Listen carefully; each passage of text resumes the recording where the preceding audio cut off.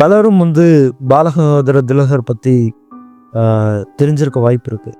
ஏன்னா அவர் தான் சுயராஜ்யம் அப்படிங்கிறது என்னுடைய பிறப்புரிமை அப்படின்னு சொல்லி தெரிஞ்ச ஒரு நபர்.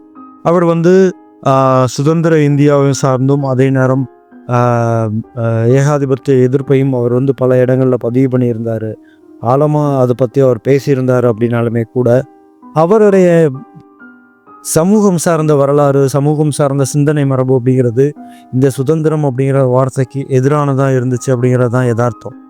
அதில் குறிப்பிட்டு சொல்லணும் அப்படின்னா, குறிப்பாக அவர் பெண் கல்வி அப்படிங்கிற ஒரு விஷயத்தில் அவர் ரொம்பவும் மோசமான ஒரு மனநிலையில் இருந்தார் அப்படிங்கிறது தான் வரலாறாக இருக்குது. அதுலேயும் குறிப்பாக 1886 அவர் கேசரி அப்படிங்கிற ஒரு பத்திரிகையை தொடங்கியிருப்பாப்புல.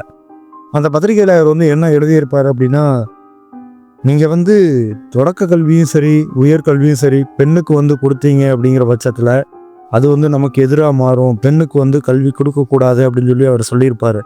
சொன்னது மட்டும் இல்லாமல் அவர் என்ன மேற்கொண்டு எழுதியிருப்பார் அப்படின்னா, it will make them to feel a sense of superiority to their partners அப்படின்னு சொல்லி எழுதியிருப்பாப்புல. அதுக்கு என்ன அர்த்தம் அப்படின்னா, பெண்ணுக்கு கல்வி அப்படிங்கிறது போய் சேர்ந்துடும், இல்லைன்னா கொடுக்கப்படும். அவங்க படித்து முன்னேறிட்டாங்க அப்படிங்கிற பட்சத்தில் அவங்க கணவனை விட உயர்ந்தவங்க அப்படிங்கிற ஒரு நம்பிக்கை அவங்களுக்கு உருவாயிரும் அப்படின்னு சொல்லி அவர் சொல்லியிருக்கிறாரு. அதாவது கல்வி அப்படிங்கிறது இங்கே யாருக்கும் உயர்ந்தவங்க, யாருக்கும் தாழ்ந்தவங்க அப்படிங்கிற போக்கை கொடுக்காது அப்படிங்கிறது அவருக்கு அப்போ தெரியாமல் இப்படி சொல்லியிருக்கிறாரு. அதே நேரம் இது அவருடைய சனாதன மென்டாலிட்டியிலிருந்தும் உருவாயிருக்கலாம் அப்படிங்கிறது தான் யதார்த்தமாகவே இருக்குது. இந்த மாதிரி பல நபர்கள்